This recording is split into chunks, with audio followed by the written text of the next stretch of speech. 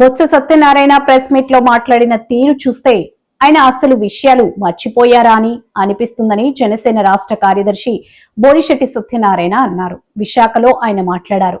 2021లో పవన్ కళ్యాణ్ స్పష్టంగా steel plant ప్రైవేటీకరణ గురించి చెప్పారు. నమస్తే అండి. నిన్న బొత్స సత్యనారాయణ గారు అపారమైన రాజకీయ అనుభవం వ్యక్తి. బహుశా మరి కారణం ఏదో తెలియదు కానీ ఆయన డిసోసియేటివ్ ఎమ్నీషియా అంటారు, ఒక సెలెక్టివ్ ఎమ్నీషియా లాగా ఒక మెమరీ లాస్తో బాధపడుతున్నాడని అనిపించింది నాకు. ఎందుకంటే ఆయన నిన్న మాట్లాడుతూ పవన్ కళ్యాణ్ గారు ఊగిపోతూ మీకు మీ ఎమ్మెల్యే ఎంపీలు ఎవరు కూడా ఉప్పు కారం తినడం లేదా, మీకు కోపాలు రావా, నన్ను ఏమైనా కారం ఇమ్మంటావా అని చెప్పి అన్న మాటలు నా చెవిలో ఇంకా గింగిట్లు తిరుగుతున్నాయని చెప్పారు.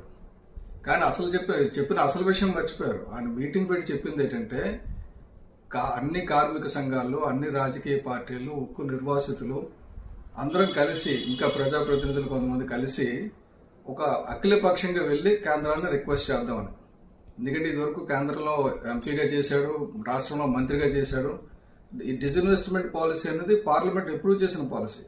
దాన్ని ఆపాలంటే అందరం కలిసి వెళ్ళాలి. ఒకటి ఢిల్లీలో ఒకలాగా, గల్లీలో ఒకలాగా ఉండకూడదు. అందుగురించి పవన్ కళ్యాణ్ గారు ఆ రోజు వారం రోజుల లోపల ఒక కమిటీ వేస్తే మీతో పాటు నేను వస్తానన్నారు. ఆ విషయం మర్చిపోయాడు. ఉప్పు కారం సంగతి గుర్తుండిపోయింది. ఇంట్లో ఉప్పు కారం తక్కువైందేమో, అలా ఆవిడ అడిగిందేమో తెమ్మని. సో కాబట్టి ఉప్పు కారాలు సప్లై చేయండి. ఇప్పటికైనా సరే స్టీల్ ప్లాంట్ ప్రైవేట్ పరం కాకుండా ఆగాలి అంటే నెంబర్ 1 అది లాభాల బాటలో నడాలి. ఆ పని ఆల్రెడీ ఎన్డీఏ ప్రభుత్వం చేస్తుంది. ఇప్పుడు మన అందరం కలిసి చేయాల్సింది ఏంటంటే మన రాష్ట్రం బాగు గురించి, తెలుగు రాష్ట్రాల బాగు గురించి అందరూ కలిసి వెళ్ళి అఖిలపక్షంగా ఏర్పడి కలిసి వెళ్ళి అడగాలి.